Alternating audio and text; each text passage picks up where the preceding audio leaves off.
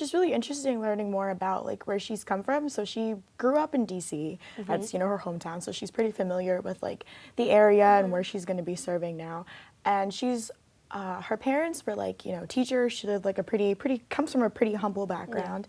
And she went to Harvard University. And I had discovered that her guidance counselor had told her that she should aim lower when thinking about where she should apply. And I feel like, that definitely gave her motivation to like prove them wrong. And she graduated magna cum laude from Harvard, which is, not an easy accomplishment, especially coming from an Ivy League. And then, she went on to serve in the district court for a while. And I believe President Obama actually nominated her back in like 2012 for that district court position.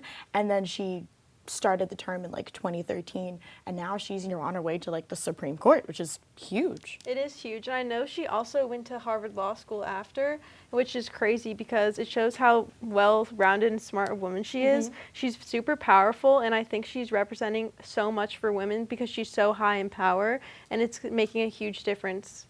I think one thing I learned about her that I think really, shows her background and her personality and her beliefs is it has really close ties, belief with, God. I know that during her introduction at the White House, she said no one comes to this point in their professional journey without faith. And I think that, it really shows she's a woman of values, and that makes me really happy to have somebody like that represent the people in the Supreme Court.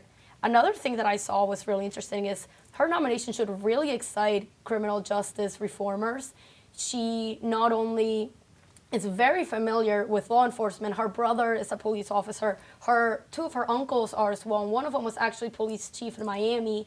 So, she does come from a law enforcement background, which at the same time, I think that she is a she has a lot of good well-rounded balance. Yes, like she understands law enforcement, she understands, what they represent, the good and the bad, coming from a family of law enforcement, but she also really understands the whole sentencing aspect of it. She actually took off a couple of years from working at the courts to work in the U.S.